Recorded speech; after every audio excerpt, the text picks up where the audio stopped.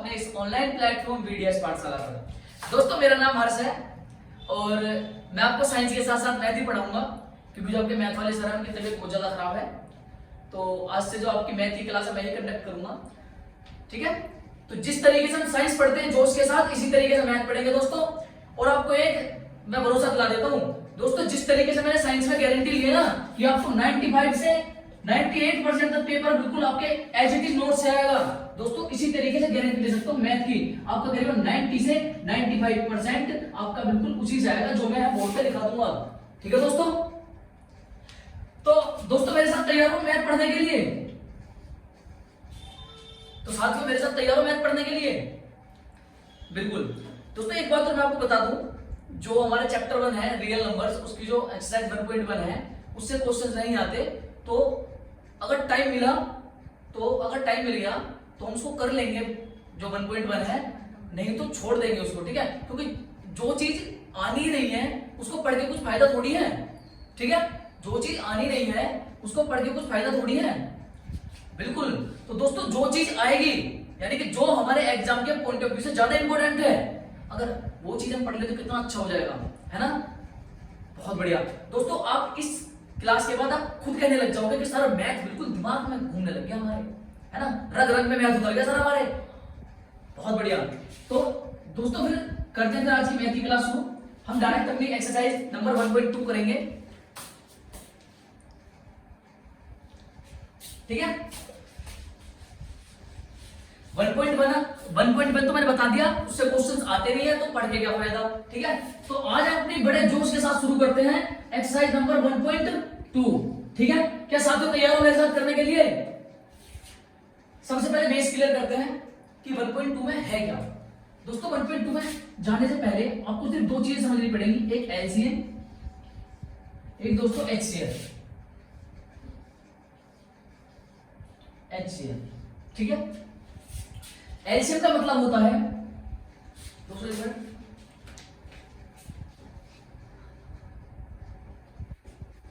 ठीक है दोस्तों। एलसीएम का मतलब होता है least common factor. Least common factor इसको बोलते हैं लघुत्तम समापवर्तक, इसको बोलते हैं दोस्तों मेष है, यानी कि महत्तम समापवर्तक। हिंदी इंग्लिश जिस तरीके साइंस पढ़ते हैं ना बिल्कुल इसी तरीके से पढ़ेंगे, हिंदी इंग्लिश मिक्स। दोस्तों एलसीएम का मतलब होता है लघुत्तम समापवर्तक, एचसीएफ का मतलब होता है मेष यानी कि महत्तम समापवर्तक, ठीक है। अब हमको समझना क्या है सर, इसमें हमको सिर्फ इतना समझना है, एलसीएम का मतलब होता है least common factor, least common factor, ठीक है। एचसीएफ का मतलब होता है highest common factor, highest common factor, ठीक है। तो क्वेश्चंस आप लोग करोगे तो आपको समझ में आ जाएगा तुरंत ही कि मैं क्या आपसे बताना चाह रहा हूं। जैसे कि मैं कहने लगूं कि छोटी छोटी संख्या ले लीजिए कि 10 और 20 का एलसीएम क्या होगा, 10 और 20 का एलसीएम क्या होगा, है ना।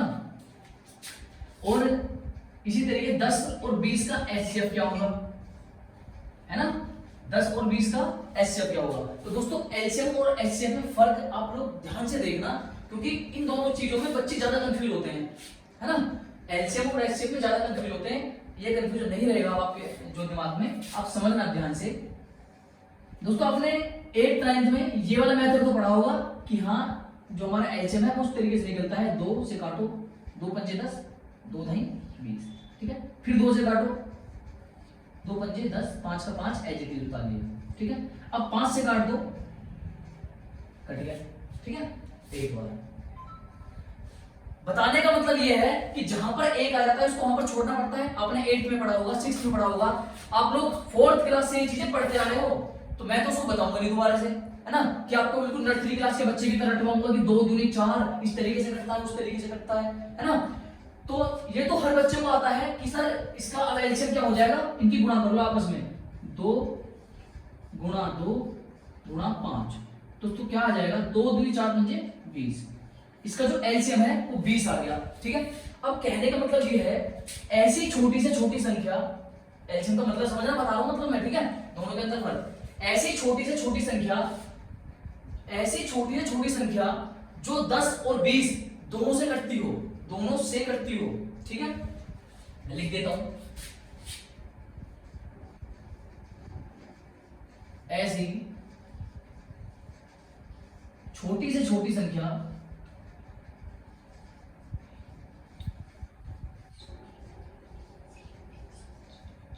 संख्या जो 10, 20 से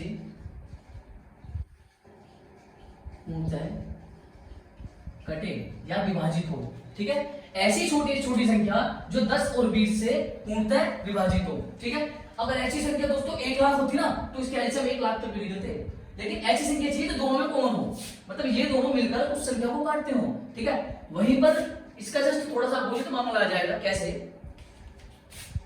अगर इसका एलसीएम निकालें तो सबसे पहले 2 से काटते हैं, 2 पंजे 10, इस तरीके से काटेंगे इसको, 2 ढाई 20।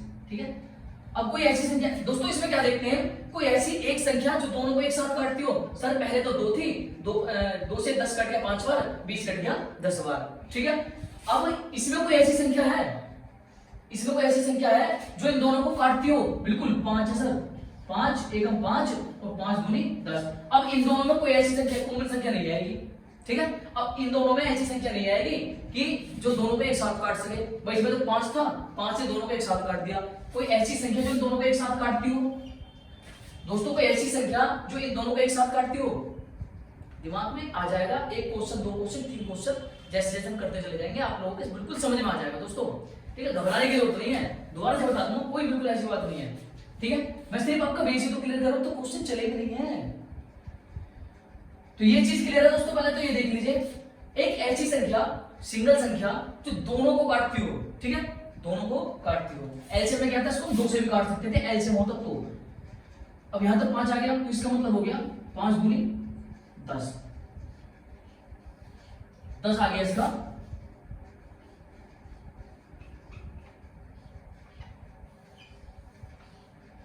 दोस्तों इसका आ गया एचसीएफ। ठीक है, मैं लिख देता हूं।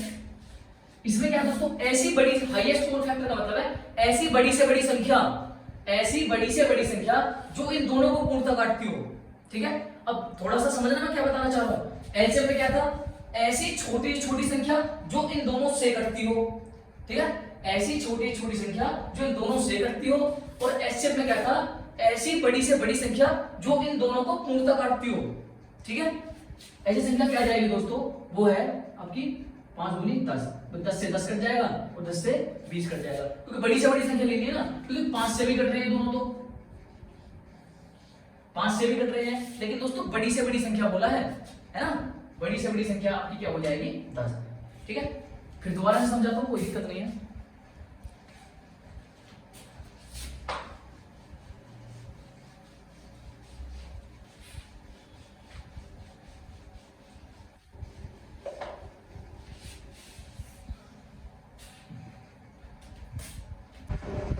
ठीक है, तो एचसीएफ समझ में आया, एचसीएफ समझ में आया। ठीक है दोस्तों, डायरेक्ट क्वेश्चन पर चलते हैं। आपका क्वेश्चन नंबर 1 क्या बोल रहा है वो देखते हैं।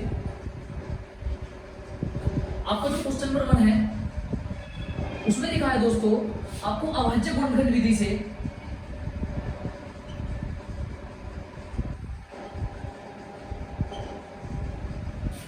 अभाज्य गुणनखंड विधि से गुणनफल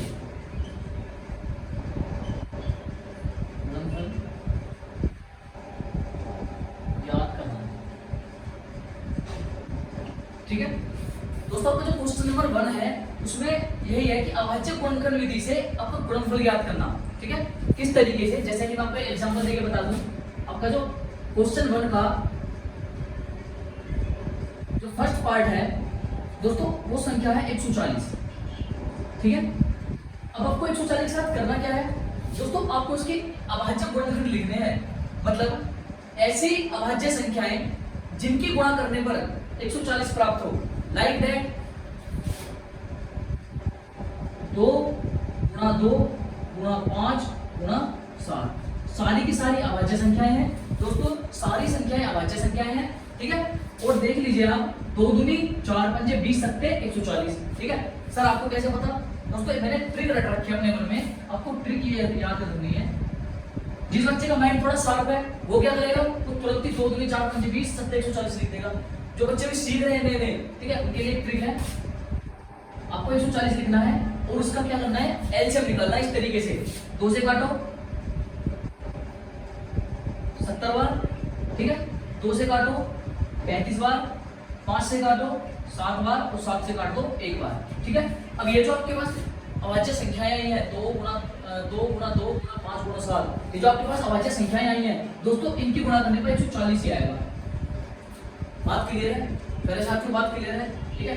हो सकता है एक क्वेश्चन समझ में नहीं आए, लेकिन आप इसको नोट कर लीजिए पहले। एक क्वेश्चन से समझ में नहीं आएगा, मैं बता देता हूँ, ठीक है। धीरे धीरे क्वेश्चंस करेंगे, सारी चीजें समझ में आ जाएंगी।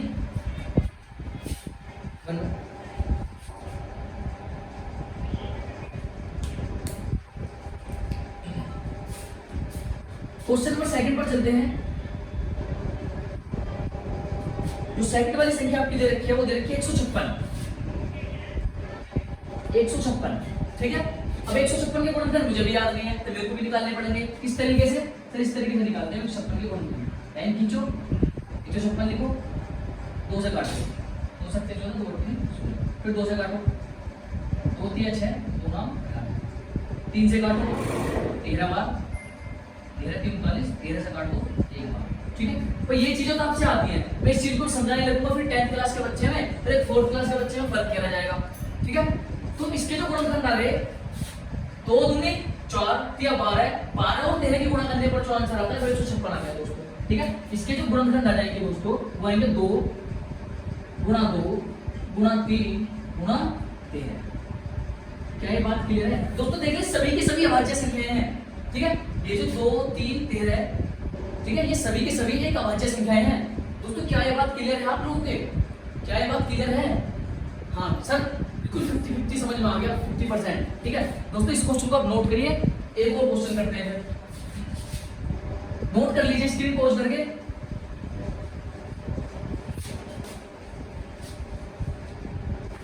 इस बार तो आपको 100% समझ में आ जाएगा, ठीक है।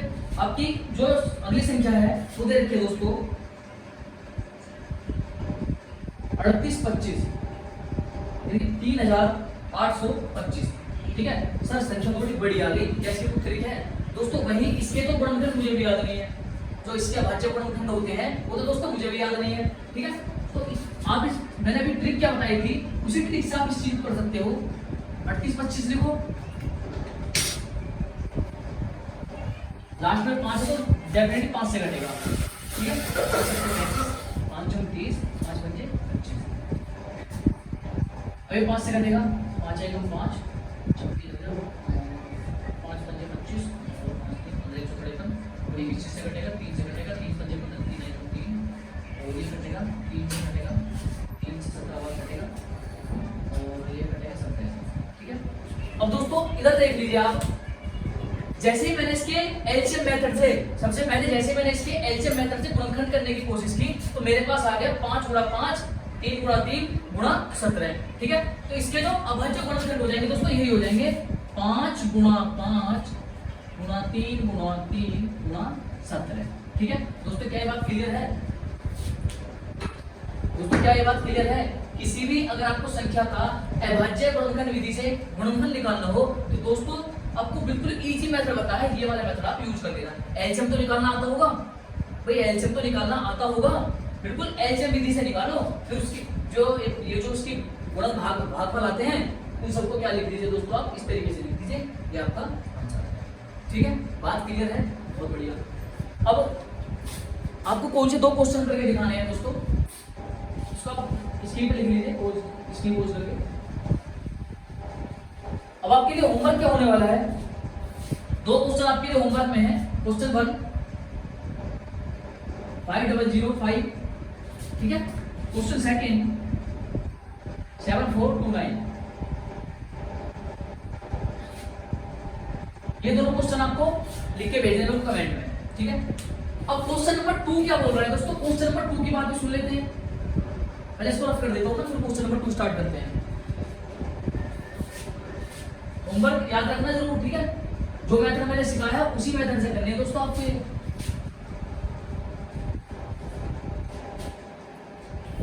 क्वेश्चन नंबर 2 है, उसमें क्या बोल रहा है? अच्छा दोस्तों, क्वेश्चन नंबर 2 समझाने से पहले मैं आपको एक चीज बता देता हूं। आपने एक चीज तो सुनी होगी कि 2 संख्याओं का उनके लेस है एलसीएम और एचसीएफ के गुणे के बराबर होता है। तो क्या बात क्लियर है? कोई भी दो संख्या है उनका अगर हम एलसीएम निकालें और एचसीएफ निकालें, ठीक है, अगर दो संख्या है उनका जो एलसीएम एचसीएफ निकालेंगे यानी कि एलसीएम और एचसीएफ का गुणा और उन दोनों संख्याओं का गुणा, ठीक है, आपस में बराबर होगा। किस तरीके से? सर एक एग्जांपल दे दीजिए। देखो दो संख्या मान लीजिए आप 10 और 20, ठीक है, इनका जो एलसीएम होगा दोस्तों, मेरे को तो डायरेक्टली याद है, आप निकाल सकते हो।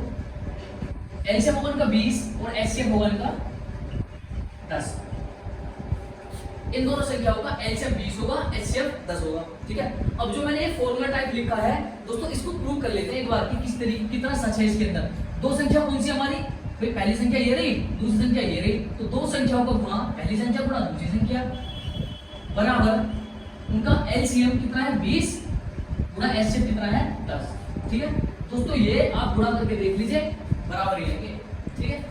10 से 10 कट जाएगा और 20 से 20 कट जाएगा, या तो 0 0 बराबर आएंगे, ठीक है।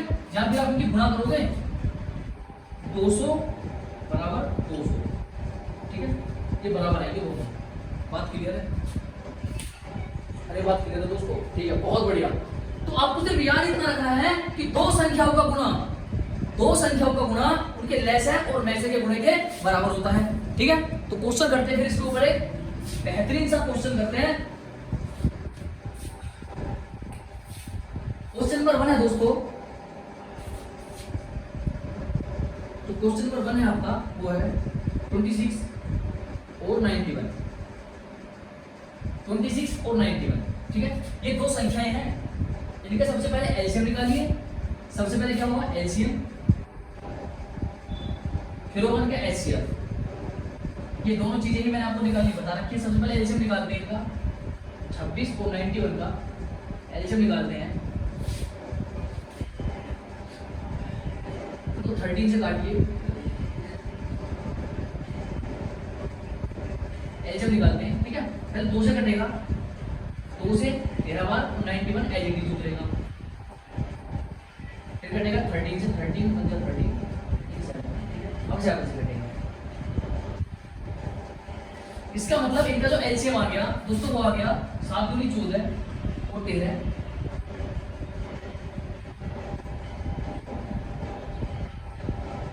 182। इनका जो दोस्तों एलसीएम आ गया वो आ गया 182। अब एचसीएफ क्या होगा इनका दोस्तों? एचसीएफ निकालना पड़ेगा। एचसीएफ देख लेते हैं एक बार।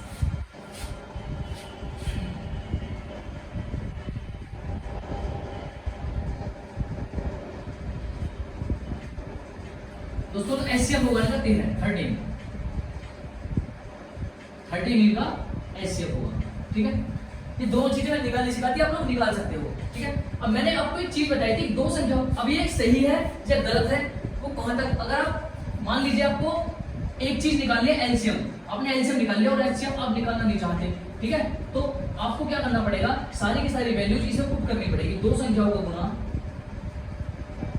बराबर होता है उनके एलसीएम गुणा एचसीएफ को निकालना नहीं है, ठीक है। मान लीजिए आपने एचसीएफ निकाला नहीं है, एचसीएफ को आप ए मान लीजिए।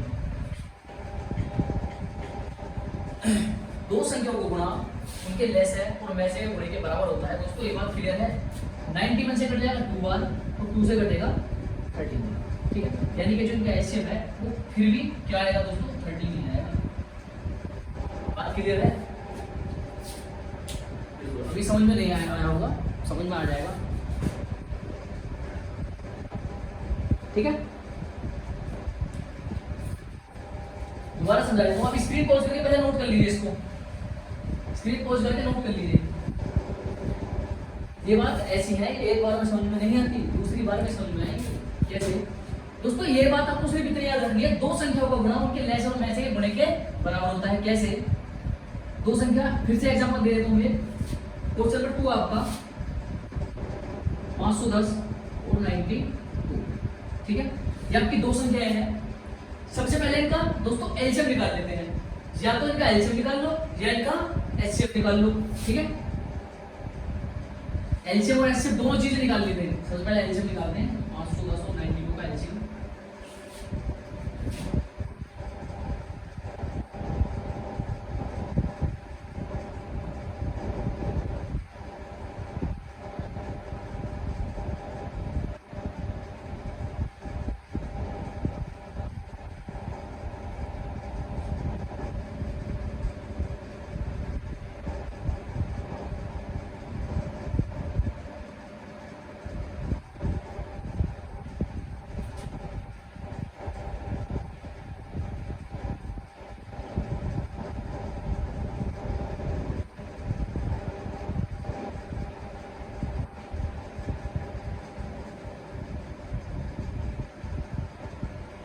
ठीक है दोस्तों, जो इन संख्याओं का एलसीएम आएगा दोस्तों, जो इन संख्याओं का एलसीएम आएगा, मैं इधर गुणा करके लिख देता हूँ, 2 गुणा 2 गुणा 5, 2 गुणा 2 गुणा 3 गुणा 5 गुणा 17 गुणा 23।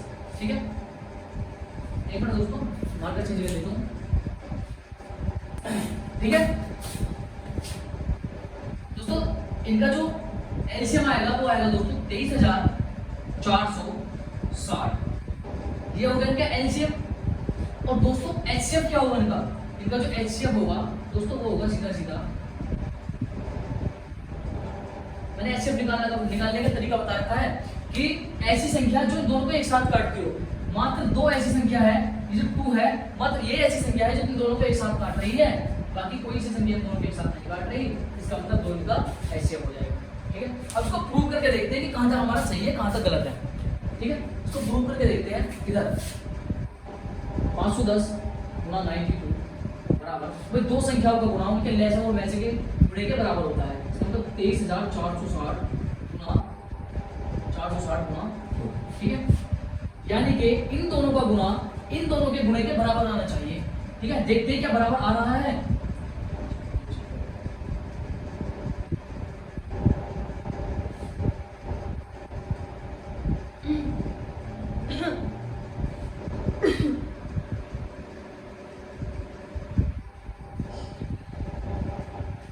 इन दोनों को गुणा करने पर दोस्तों,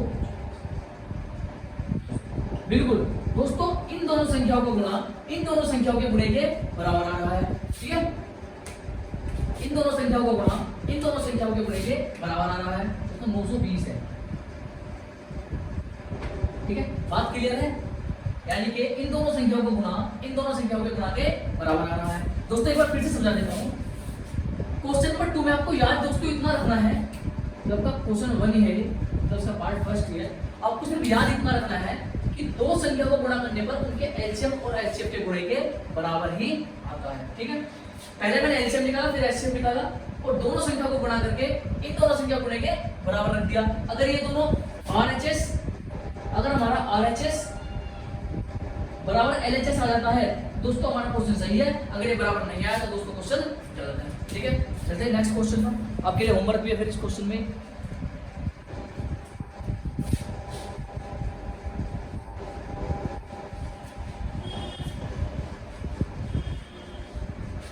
ठीक है दोस्तों, बात करते हैं क्वेश्चन नंबर 3 की। क्वेश्चन नंबर 3 में क्या है आपका, आपको एलसीएम और एचसीएफ दोनों ही याद करने हैं। ठीक है, एलसीएम और एचसीएफ दोनों ही याद करने हैं। एलसीएम और एचसीएफ आप किस तरीके से याद कर सकते हो दोस्तों, 3 संख्याएं हैं आपकी, क्वेश्चन नंबर 1 में आपकी 3 संख्याएं हैं। पहली जो आपकी संख्या हो जाएगी वो हो जाएगी 12, 15, 21। 12, 15, 21। ठीक है, अब गुणनखंड विधि, गुणनखंड विधि से याद करना है, कभी वो वाला भागफल वाला मेथड लगा दो।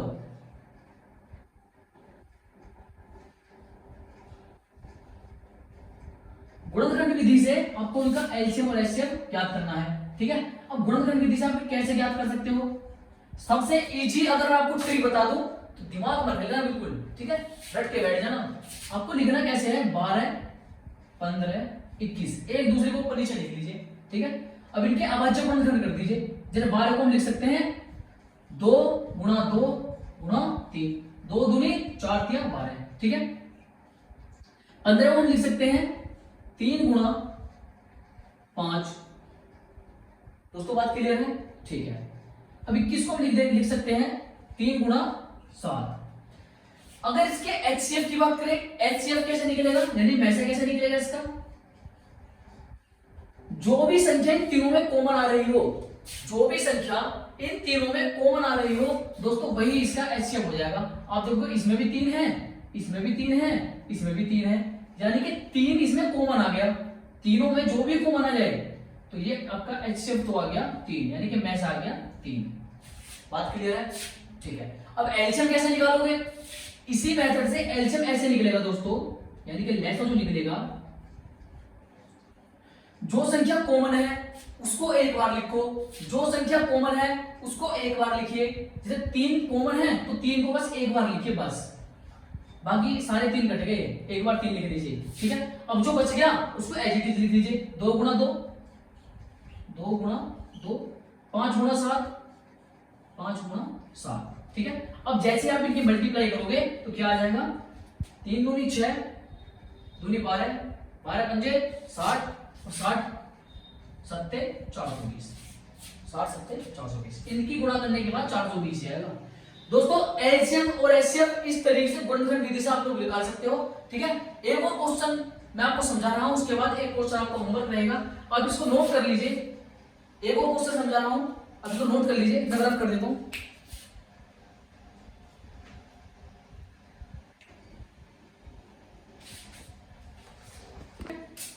एक और क्वेश्चन समझा रहा हूं दोस्तों मैं,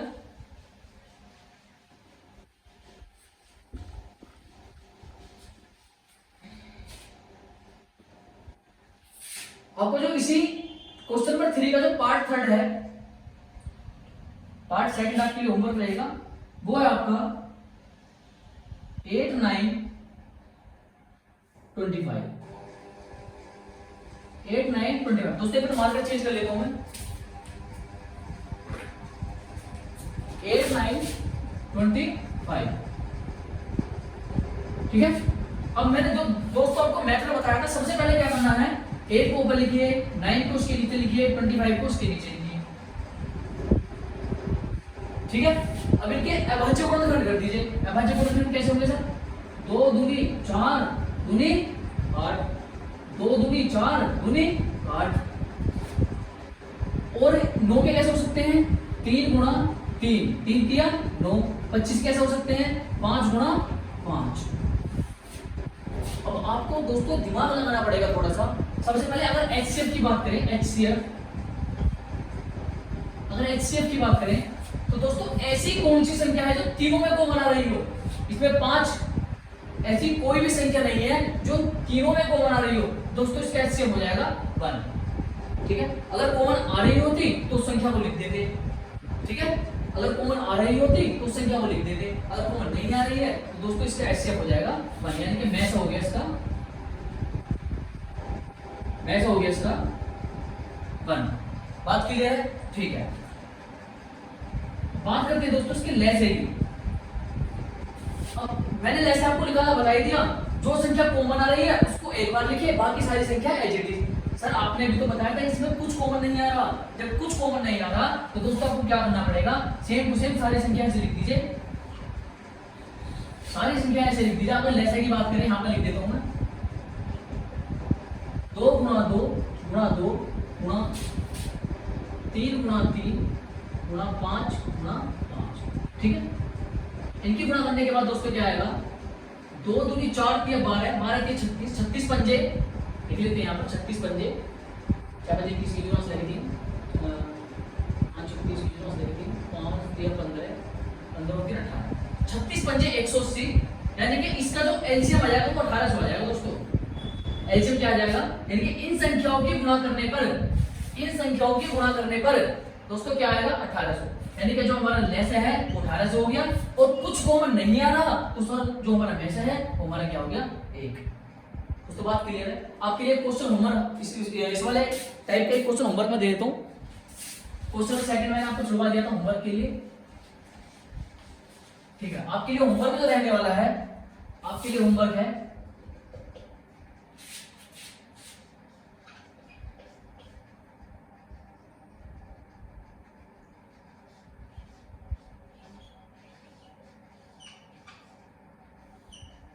सत्रह, 23 और 19। इसका आपको एचसीएफ भी बताना है उसी मेथड से जो मैंने सिखाया था, और एचसीएफ भी बताना है। चलो आपके लिए इजी कर देता हूं, इसका जो एचसीएफ आएगा दोस्तों 1 आएगा, एचसीएफ इसका बनाएगा, ठीक है। अब आपको सिर्फ इसका एलसीएम निकालना है, ठीक है दोस्तों, आपको सिर्फ इसका एलसीएम निकालना है, ये आपके होमवर्क रहेगा। अब बात करते हैं क्वेश्चन नंबर 4 की। दोस्तों बात करते हैं क्वेश्चन नंबर 4 की।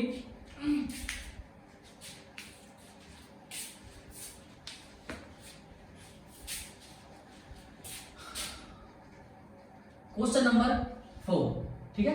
अब क्वेश्चन नंबर 4 करने से पहले दोस्तों आपको एक चीज याद दिलाना चाहता हूं। मैंने आपको बताया था दो संख्या का गुणा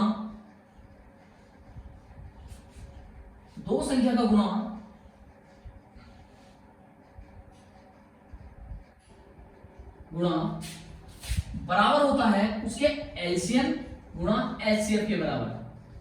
दो संख्याओं का गुणा उनके एलसीएम और एचसीएफ के गुणे के बराबर होता है। दो संख्याओं का गुणा उनके एलसीएम और एचसीएफ के गुणे के बराबर होता है। दो संख्याओं का गुणा उनके एलसीएम और एचसीएफ के गुणे के बराबर होता है। दोस्तों ये बात क्लियर है? ठीक है। अब ये कैसे यूज होगा इस क्वेश्चन में, आप लोग देखना, दिमाग बिल्कुल चकरा जाएगा आप लोगों का। ठीक है। क्वेश्चन नंबर जो 4 है आपका, उसमें दे रखा है दो संख्याएं हैं आपकी 306 और दूसरी संख्या आपकी 657। ठीक है। इन संख्या का आपको एचसीएफ दे रखा है दोस्तों, एचसीएफ दे रखा है 9 और एलसीएम निकलवा रहा है, एलसीएम पूछ रहा है। ठीक है। ये दो संख्याएं दे रखी है क्वेश्चन नंबर 4 की, ये दो संख्याएं दे रखी हैं दोस्तों, उनका एचसीएफ जो दे रखा है और एलसीएम इनका निकालना है। वही मेथड यूज कीजिए दोस्तों। दो संख्याओं को गुणा उनके लैसा और मैसे के गुणे के बराबर होता है। एलसीएम को आप 1 मिनट के लिए x मान लीजिए बस। अगर x भी नहीं माना तो a b c d z तक लहसुन प्याज कुछ भी मान लीजिए आप। ठीक है। हम मानते हैं a, एलसीएम को मान लेते हैं a। ठीक है। तो दो संख्याओं को गुणा यानी 306 गुणा 657 बराबर होगा 9 गुणा a, मतलब इसके एलसीएम। ठीक है। बात क्लियर है? तो 9 गुणा a कहां से आया दोस्तों? मैंने बताया था एलसीएम और एचसीएफ का गुणा। ठीक है। ये रहा एलसीएम और एचसीएफ का गुणा। बात क्लियर है? एलसीएम और एचसीएफ का गुणा, एलसीएम को हमने a माना है। ठीक है। अब जो चीज कट रही है उसको काट के देख लीजिए। 9 7 63 2 आ जाएगा। हाँ ठीक है। 9 से काट लीजिए, 9 7 63 बचे 2, 9 3 27। ठीक है। इसका मतलब अगर हम इस तरीके से लिखना चाहें कि a बराबर जो आएगा वो आएगा दोस्तों 306 गुणा 73। 306 गुणा 73 दोस्तों आपका जो आएगा, एक मिनट, 22 338। 22 338। ठीक है। ये जो आपका 306 और 73 है, इनका गुणा करने पर दोस्तों 22 338 आएगा। आप लोग गुणा करके भी देख सकते हो। तो दोस्तों ये हो गया हमारा एलसीएम, यानी कि a की जो वैल्यू होगी हमारी वो हो गई ये वाली। बात क्लियर है? आंसर दोस्तों बात क्लियर है? राइटिंग पर मत चाहिए, समझने पर फोकस कीजिए बस। दोस्तों बात क्लियर है? ठीक है। एक बार से फिर से बता देता हूं दोस्तों, मैंने आपको बताया था दो संख्याओं का गुणा उनके लैसा और मैसे के गुणे के बराबर होता है। दो संख्याओं का गुणा उनके लैसा और मैसे के गुणे के बराबर होता है। मैंने कुछ नहीं किया, ये जो मैंने बात यहाँ पर लिखी है सिर्फ इसी को फॉलो करते हुए दो संख्या दे रखी है, पहली संख्या ये रही, दूसरी संख्या ये रही। ठीक है। साफ साफ दे रखा है जो इनका जो एचसीएफ है, ये जो संख्याएं हैं इनका जो एचसीएफ है दोस्तों वो है 9। ठीक है। एचसीएफ 9 दे रखा है और जब बोल रखा है कि सर आपको क्या बताना है, एलसीएम बताना है। ठीक है। अगर मैं एक ही जगह पर एलसीएम ही मान लूं, यहाँ पर एचसीएफ हो गया, एलसीएम ही लिख लूं तो भी कोई दिक्कत नहीं है। ठीक है। यहाँ पर मैं एलसीएम ही लिख लूं तो भी कोई दिक्कत नहीं है। ठीक है। ठीक है दोस्तों, बात क्लियर है आपके? ये चीज आपकी क्लियर है? मैंने क्या किया, एलसीएम दो संख्याओं का गुणा उनके एचसीएफ और एलसीएम के गुणे के बराबर होता है। ठीक है। 9 से मैंने काट लिया, 9 से मैंने काटा 73 बार, क्योंकि 73 निम्मा होते हैं 657, 73 निम्मा 657। ठीक है। अब अगर एलसीएम की वैल्यू निकालनी तो इन दोनों की गुणा कर दी मैंने, इन दोनों की गुणा करने पर मेरे पास आ गया 22 338। ठीक है। बात क्लियर है? ठीक है। चलते हैं क्वेश्चन नंबर 5 पर।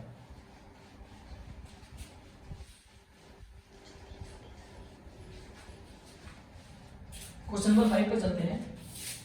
क्वेश्चन नंबर 5 बोल रहा है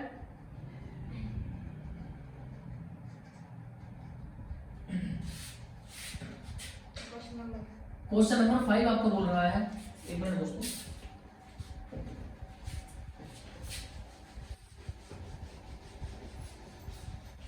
जब क्वेश्चन नंबर 5 बोल रहा है,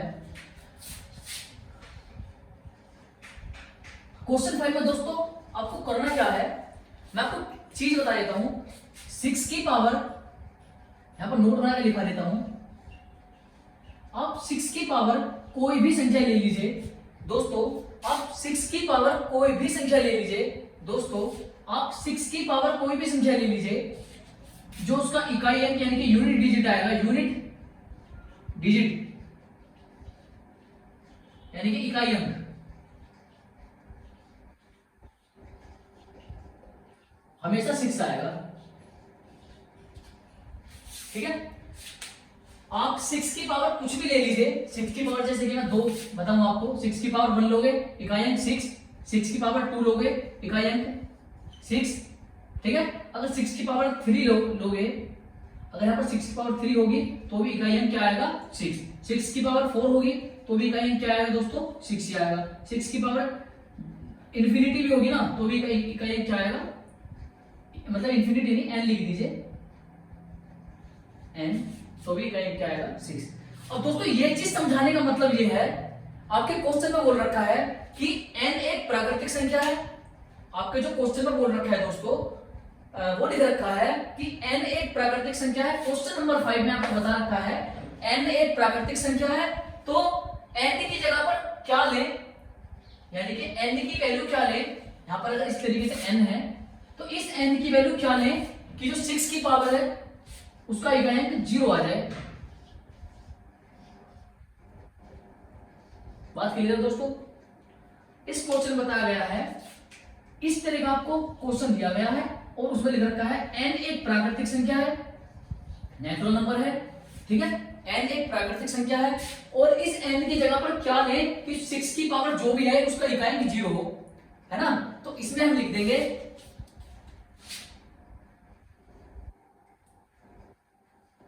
कोई संख्या या किसी भी संख्या, किसी भी संख्या को 6 की पावर n में n की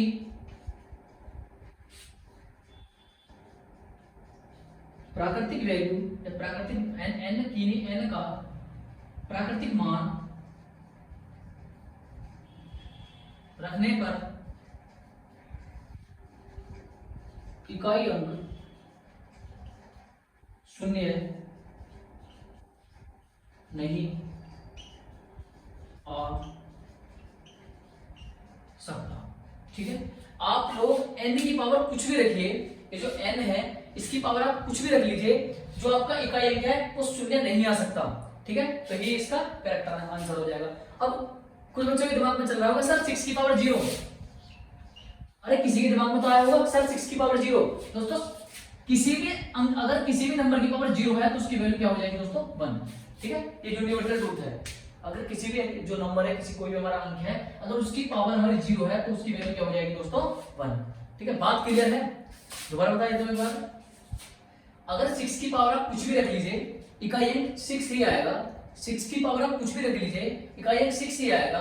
दोस्तों आपके क्वेश्चन में बोल रखा है 6 की पावर n, तो n की वैल्यू ऐसी कौन सी रखी जाए कि जो 6 की पावर है उस पावर का इकाई अंक 0 हो। तो मैंने वही लिखा, किसी भी संख्या को 6 की पावर n में n का प्राकृतिक मान रखने पर इकाई अंक 0 प्राप्त नहीं होगा।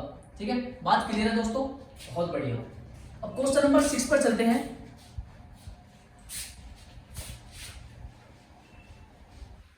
क्वेश्चन नंबर 6 पर चलते हैं।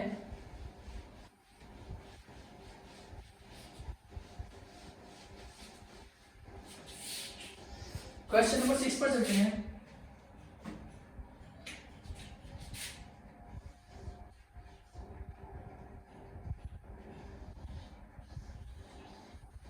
क्वेश्चन नंबर 6, ठीक है, आपको क्वेश्चन नंबर 6 में क्या बोल रखा है, आपको दो संख्याएं दे रखी हैं 7 गुणा 11 गुणा 13 प्लस 13। ठीक है, दूसरी जो संख्या दे रखी है दोस्तों वो दे रखी है आपको 7 गुणा 6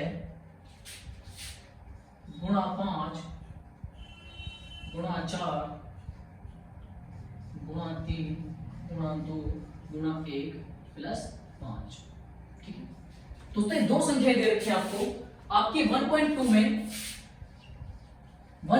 में दोस्तों आपको दो संख्याएं दे रखी है 7 गुणा 11 गुणा 13 प्लस 13, 7 गुणा 6 गुणा 5 गुणा 4 गुणा 3 गुणा 2 गुणा 1 प्लस 5। ठीक है, अब दोस्तों आपको बताना यह है कि ये संख्याएं अभाज्य संख्याएं क्यों हैं, ये संख्याएं सॉरी भाज्य संख्याएं क्यों हैं, है ना। ये जो दोनों संख्याएं हैं ये भाज्य संख्याएं क्यों हैं, आपको बताना सिर्फ ये है। बहुत ही शॉर्ट ट्रिक और इजी मेथड सिखाने वाला हूं, ठीक है। दोस्तों भाज्य संख्या होती कौन सी, पहले आप लोग ये बताइए। जो भाज्य संख्याएं हैं कौन सी भाज्य संख्या होती है, जिनके एक से ज्यादा गुणनखंड आए, ठीक है। जिनके गुणनखंड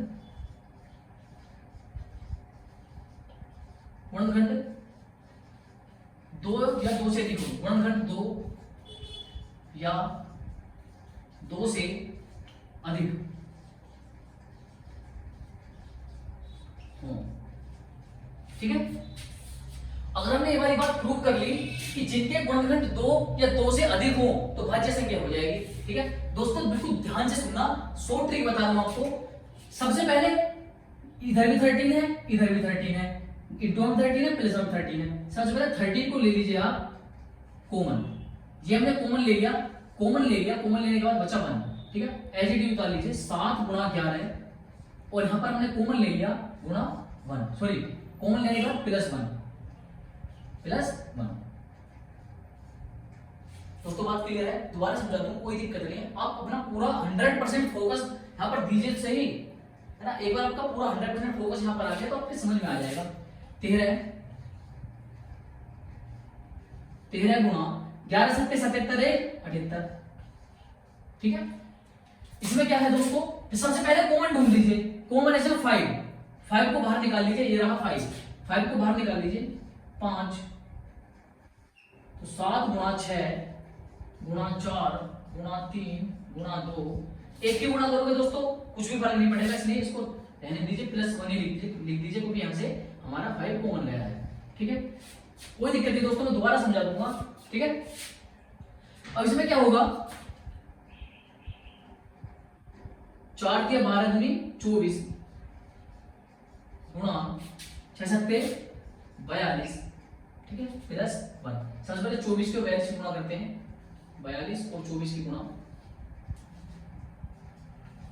24 दूनी 48 को 8 से लेके 4, 24 चौका 96 और 4 100, ठीक है। इसका मतलब दोस्तों इसको सॉल्यूशन करने पर क्या आएगा, 1009, 5 गुणा 5 गुणा। अब आपको दोस्तों देख रहे हैं, मैंने बोला था कि भाज्य संख्याएं वो संख्याएं होती हैं, भाज्य संख्याएं वो संख्याएं होती हैं जिनके 2 या 2 से अधिक गुणनखंड हो, ठीक है। देखिए दोस्तों यहां पर 2 गुणनखंड आ रहे हैं, 2 या 2 से अधिक गुणनखंड आ रहे हैं, ठीक है। 2 या 2 से अधिक गुणनखंड आ रहे हैं, यहां पर भी दोस्तों 2 या 2 से अधिक गुणनखंड आ रहे हैं, ठीक है। 1 2 1 2।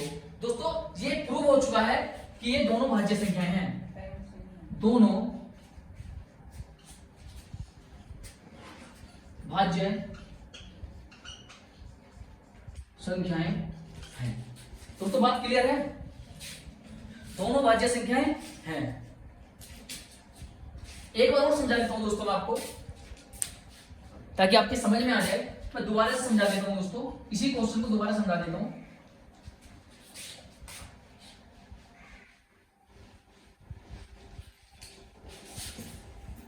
क्वेश्चन गलत कर दिया मैंने तो।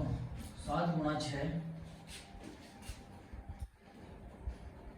गुणा 5 गुणा 4 गुणा 3 गुणा 2 गुणा 1 प्लस 5, ठीक है। दोस्तों आपको इन दोनों संख्या में प्रूव ये करना है कि ये दोनों भाज्य संख्याएं हैं। भाज्य संख्या का नियम मैंने बताया है कि जिनके 2 या 2 से अधिक गुणनखंड हो, 2 या 2 से अधिक गुणनखंड हो, ठीक है। सब ऐसी संख्या में सबसे पहले हमें ढूंढना क्या होता है, आप लोग बताइए। सबसे पहले हमें ढूंढना क्या होता है कि इनका कॉमन क्या है। दोस्तों 13 कॉमन दिख रहा है, 13 को बाहर निकाल लीजिए, तो 13 कॉमन दिख रहा है, इसको बाहर निकाल लीजिए, ठीक है। अंदर क्या बचा, 7 गुणा 11 और ये 13 कॉमन लिया था, इसकी जगह पर 1। आप लोग कहोगे कि सर ये भी तो 13 कॉमन लिया, इसकी जगह पर 1 क्यों नहीं लिख सकते हैं। यहां से भी तो 13 कॉमन लिया है, तो यहां से 1 क्यों नहीं लिख सकते। दोस्तों एक की गुणा आप किसी भी चीज में करिए, कोई फर्क नहीं पड़ने वाला, ठीक है। तो क्वेश्चन को थोड़ा छोटा बनाने के लिए मैंने इसकी जगह पर 1 नहीं लिया, आप ले सकते हो। अगर एक की गुणा आप 11 में करोगे तो 11 ही आएगा, इसलिए मैंने जो ये वाला 1 है वो नहीं लिया, ठीक है। 13 गुणा 11 7 77, अरे प्लस 1 है, ये हो जाएगा आपका 11 7 77 प्लस 1 78। इस वाले क्वेश्चन की बात करें, सबसे पहले आपको क्या ढूंढना है, कॉमन। सबसे पहले दोस्तों कॉमन ढूंढना है, कॉमन ढूंढिए। 5 यहाँ पर कॉमन आ गया, अंदर क्या बचा 7 गुणा 6 गुणा 4 गुणा 3 प्लस गुणा 1 कर सकते हो, नहीं भी कर सकते, प्लस 5। ठीक है, इसका सॉल्यूशन करने के बाद अभी मैंने बताया था आपका आया था 1009 और है इंटू 5 है। दोस्तों क्या बात क्लियर है? और अभी इस चीज को ध्यान रखिए, गुणनखंड 2 या 2 से अधिक हो। भाज्य संख्याएं वो संख्याएं होती हैं जिनके गुणनखंड 2 या 2 से अधिक हो। दोस्तों भाई हमने प्रूव कर दिया, 2 गुणनखंड इसके भी हैं, 2 गुणनखंड इसके भी हैं, 2 से अधिक भी हो सकते हैं, यहाँ भी 2 से अधिक हो सकते हैं। ठीक है, तो दोस्तों हम लिख सकते हैं दोनों संख्याएं अतः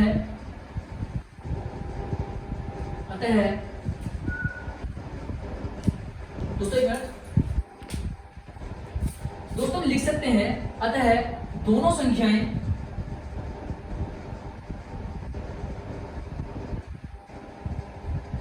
भाज्य संख्याएं हैं।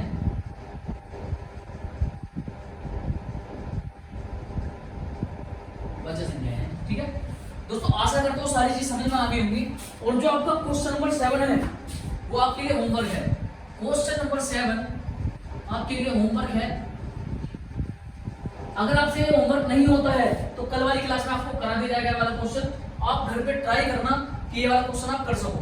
ठीक है, क्वेश्चन नंबर 7 लास्ट क्वेश्चन है, बिल्कुल आपकी 1.2 एक्सरसाइज कंप्लीट हो चुकी है और क्वेश्चन नंबर 7 बिल्कुल लास्ट क्वेश्चन है। ये आपके लिए होमवर्क है, आप इसको करने की कोशिश करना। ठीक है, ये जो क्वेश्चन नंबर 7 आपके लिए होमवर्क है, आप इसको करने की कोशिश करना। अगर आपसे नहीं होता है तो मैं कल वाली क्लास में आपको करा दूंगा। सबसे पहले यही क्वेश्चन होगा। ठीक है, तो दोस्तों आज का तो हमारा सेशन यहीं तक रहने वाला है और कल हम 1.3 कंप्लीट करेंगे, मतलब 3 या 4 क्वेश्चन है अप्रोक्स, तो कल 1.3 खत्म हो जाएगी। आज 1.2 खत्म हो चुकी है। तो दोस्तों आज के सेशन यहीं पर रोकते हैं। ठीक है, तो मिलते हैं कल वाले सेशन में। जब तक के लिए हंसते रहिए, मुस्कुराते रहिए। Thank you.